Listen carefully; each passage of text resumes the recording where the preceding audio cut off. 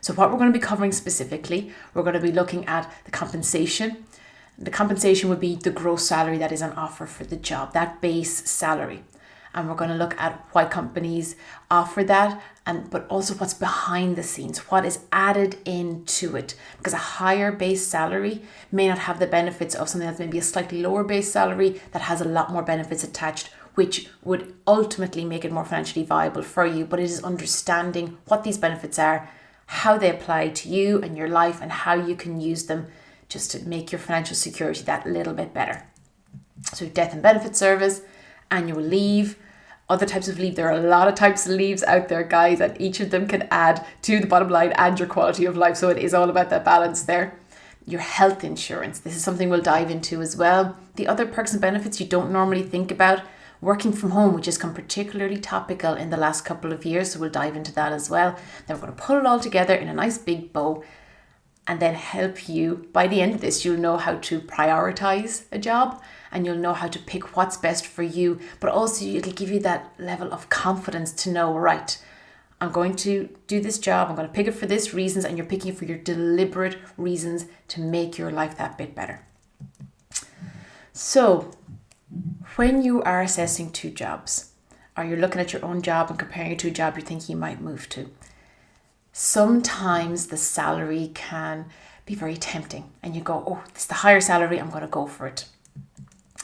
But the thing with that is there may not be the background or the support and everything that goes with it. So understanding that is really important, and making sure that every pay period, if you're going to spend all this time doing this job, that it's going to be worth it to you financially. And it's going to be moving you forward every single month. So we're going to look under the hood. I'm going to teach you how to prioritize these benefits, look at your own life and your own specific circumstances, and make sure that you pick and choose the best ones that give you the best ultimate result. Also, and this is something, companies are cottoning on to the fact that we are getting more savvy with these kind of things. And they often know that it's not necessarily salary that's going to keep somebody in the job. It has to be much more holistic. You have to offer more to the candidate to get them to stay, not just get them in the door with a higher salary, but get them to stay for the long term, because it takes a lot to train people up and get them into the culture and into the mix, but to keep them for the long term so that they can have the benefit of your experience, your education, your personality, and everything that you bring to the company. They want to keep that for the long term, and that's why they're getting much more clever with benefits. And this is where you can get a lot more clever with the benefits that will bring more to your life. So we're going to start with one that's a little bit more somber, but it is really important. And I don't think many people rate it as highly as it needs to be rated. So I'm going to explain what it is, death in service benefit. Then we're going to explain how it can impact your life and your loved ones. So really, I suppose on a technical level, a death in service benefit, it's payable in the case of your untimely death. It's payable to your next of kin or your family in addition to your pension payments. The key difference that happens here is that not every company has them. But if it has them, you need to know to what level it has them, how it impacts, and how it can help, in the case of your untimely death, that it can help the people you leave behind to piece their lives back together and not have to worry about money and not have to be stressed about that. They can do everything they need to do and still get on with their lives. So here is an example. These are real life examples from companies. And one is, you can see if there's no death in service. So if there's no death in service available to a package that you're getting, what that means is if you have a pension and if you, in the event of your untimely death, they will just get the pension contributions. If you don't have a pension, the family doesn't get anything. Sometimes companies have a set lump sum. So whatever your role is in the company, it's a set lump sum that's paid out. Understand what that is and how that can feed into them piecing their lives back together if you do pass on. And then sometimes it's a multiple of your salary. So the example I'm going to use through this whole piece is a 60,000 a year salary. You'll see this crop up a few times, and I just think it's nice to have a benchmark when you're working through just to see how it can impact. So if somebody has a pension, and we'll be covering pensions in a later in the series of this, but with this, If it's a multiple of your salary, you're on a 60k salary, and a multiple is, let's just say it's 4 times salary, that's 240,000 paid out to your family plus any pension contributions. Now that is a significant amount of money to help. And also if you do, and as an aside, if you do have a mortgage, for example, the mortgage will pay out, so the mortgage will be covered. There is this lump sum and there is a pension. That's a much more secure place to leave your family if that is a benefit that is available. And it's something definitely worth considering as an important part of protecting your family for the long term, giving you peace of mind and security for the long term, but also it can save on things like term life insurance and things like that if you need to buy them outside your job. But if you're covered while you're inside your job, it will save you that expense as well. Annual leave, right? It's something that we all get paid. We're entitled to annual leave, and people who are full-time, part-time, temporary, you can build up annual leave. Now, normally it's 4 weeks annual leave, i.e. 20 days in a year, which is 4 working weeks, 5 days in a working week. And that was set out in the organisation of the Working Times Act 1997. And it is known as your statutory entitlement. And that's great and that's brilliant. But what that looks like in monetary terms, and we're going to stick with this 60k a year, is that if you get 20 days a year, that is actually equal to, if I'm a 60k salary, 4,615 of your gross salary. Now, some companies as standard do offer an extra couple of days in a year, and this can add up. So let's say there are 3 additional days in a year, you get 23 days annual leave in one job versus another.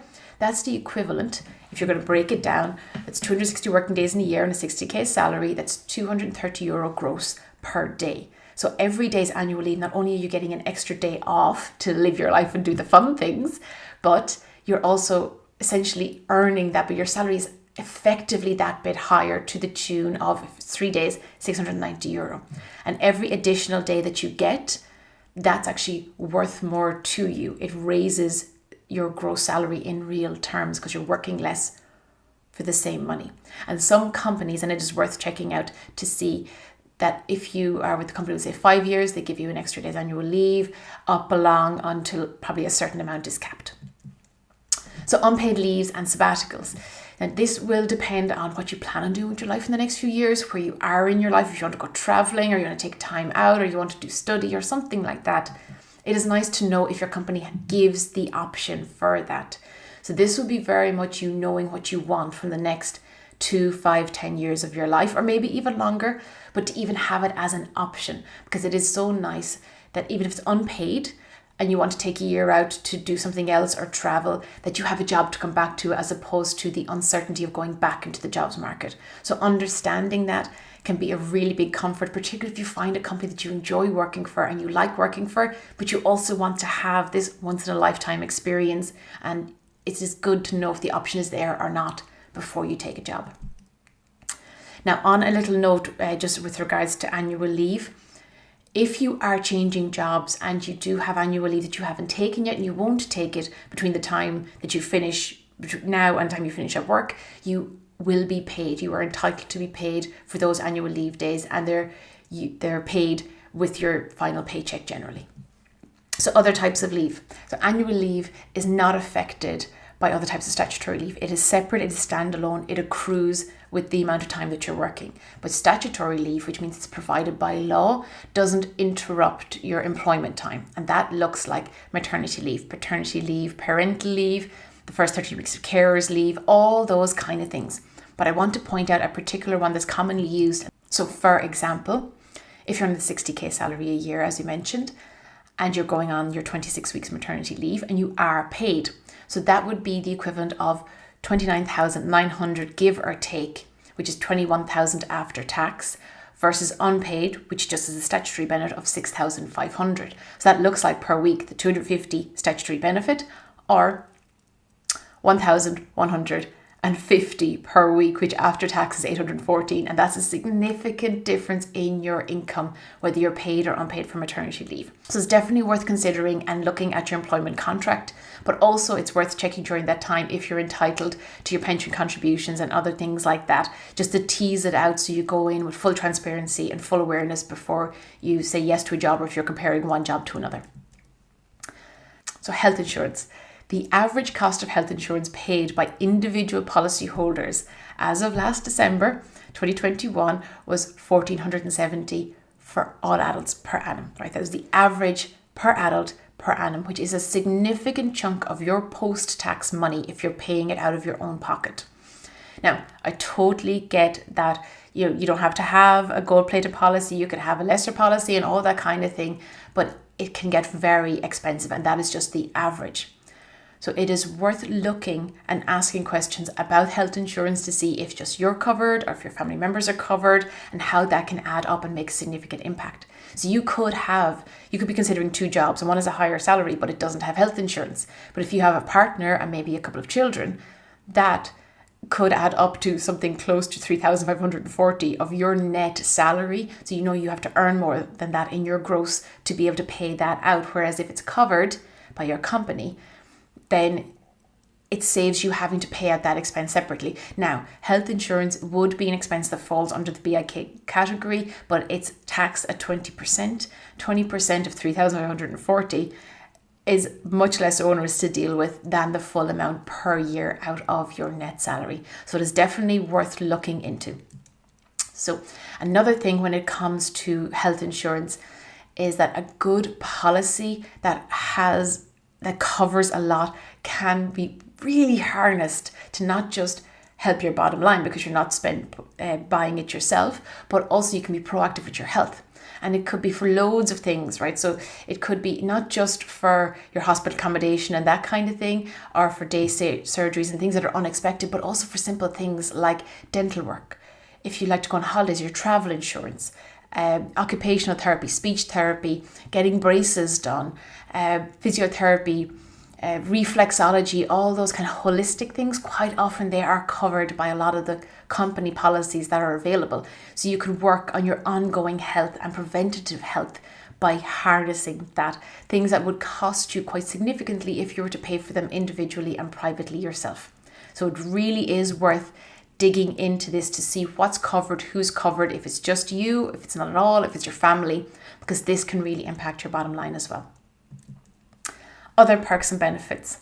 So these are things that aren't necessarily thought of, but can really be financially viable for you when making a decision. Simple thing, free lunches. Do they have the kind of the culture of the togetherness of free lunches?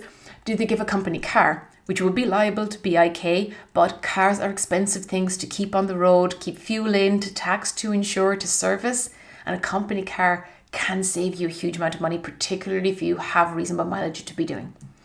Subsistence.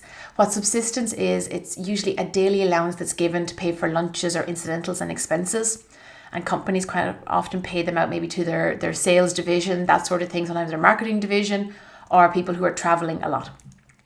Do they have a canteen? Food is getting increasingly expensive. Can you get heavily subsidized food? It'll save on your shopping bill, it'll save on your eating out bill, and it saves just even in time because you can just rock up to your canteen and get a reasonably priced lunch.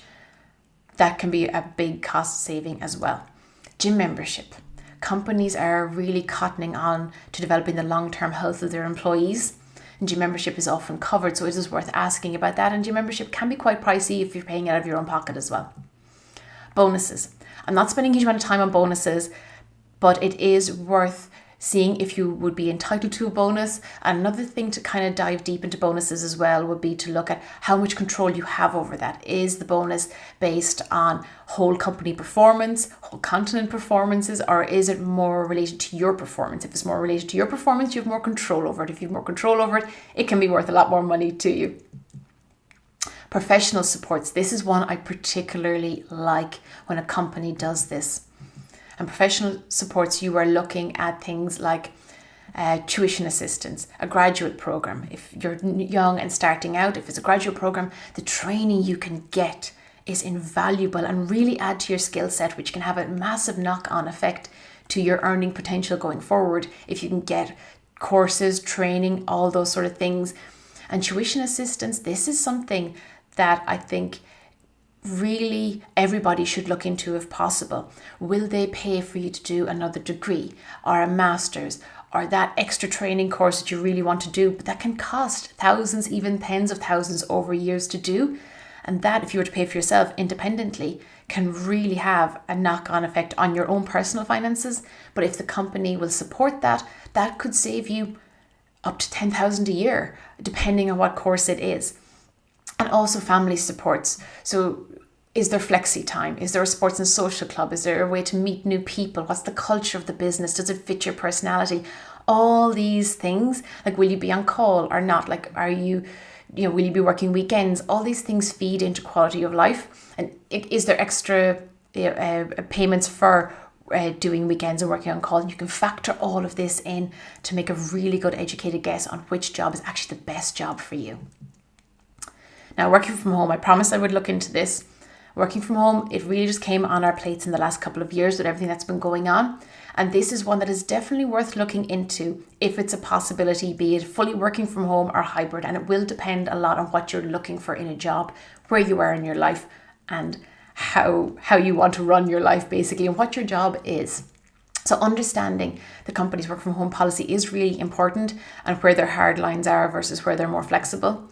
But currently, there are two main options in working from home. There's a working from home allowance, which is to a maximum of $320 a day. A company can give out more than this, but it's taxed if you do go over that.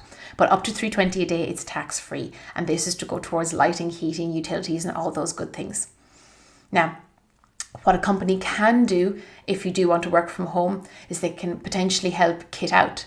But it is worth asking this if they do this as part of the package and benefits of getting your desk and your chair and your gear and all that kind of stuff, which can also be quite costly, particularly if you pay it for yourself. Alternatively, you can claim 30% back through revenue on your bills. So you're looking at broadband, heating, electricity, and you get that kind of at the end of the year in kind of one lump sum. So it is worth keeping tabs on your bills and keeping your receipts and things like that throughout the year, so you can claim that 30%. And this can all bring money back. And the good news is that this is claimed back of your higher rate of tax, which is great. Other considerations when working from home. If you're working from home, you're going to be commuting less. That's lower fuel costs, lower tolls, less wear and tear on your cars, and maybe parking. You might avoid parking. All that adds up. That's generally out-of-pocket things that historically employees haven't gotten when it comes to working. The cost of getting you into work can be quite expensive. I remember one study said up to 15% of your income can go on getting you into work in the first place. And that's everything from commuting to the other things here, your office clothes, lunches out. And then there's things like childcare. Will working from home help reduce childcare? And if you have a dog or a pet and you pay for doggy daycare, things like that, pet minders, and even grooming and things like that, you may get an extra week or so out of your haircut, and that over the long term can save a bit of money as well. So it's worth looking at all of these things when you're comparing two jobs, particularly if the gross salary is different. So to summarize, I suppose, understanding the full packet of benefits can have a really big impact on your finances, but not on your finances, but on your quality of life as well. And the right package, even if the salary isn't as high as you might want it to be, can add more to the bottom line, more so than what a high salary with fewer benefits can give. And comparing and contrasting these benefits in the different roles, they can help you understand which job will work better for you, because you need to be happy in your job as well. You need to get that balance in your job where you want to stay for the long term and you want to enjoy it and you like the culture and all those good things, that because you're going to be spending a lot of time there, and it's good to enjoy it and know that you're getting the most from it. And understanding your leave entitlements as well, particularly when it comes to what some of the more common ones like maternity and paternity leave, understanding where the company sits with that, if they pay or they don't pay, knowing your company's policy around working from home, flexi time, tuition support. These are really worth looking into, and also planning ahead on what you want from your career and where you want to go with it. These can all have a huge impact on your bottom line and your quality of life. So when you're considering the right job for you, it's worth taking the time to figure out what you want and your priorities so that you can get the most out of your career, because for the majority of us, we have one main income. And you need to be getting the best out of that income and really optimizing the packages and the benefits that come with it. So that's why it is absolutely worth looking under the bonnet, seeing if the packages will give you more than maybe what the gross salary, even if it's that bit lower, that you get more in the long run. And that's before we even go on your pensions. Pensions are amazing when harnessed properly. So your little task for this lesson is to print off the benefit comparison sheet, work through it when you're comparing roles or comparing your current role to a role you're thinking of moving from, and just see what that looks like and how the benefits can add to your bottom line, give you that extra financial security, and potentially have you better off at the end of the year than a job with a higher base salary without the perks. So thank you for staying up to this point. I hope you found it useful and gave you a few kind of little moments of, I didn't think of that, and just help you be smarter and cleverer when you're picking your job and understanding which role you want to go for.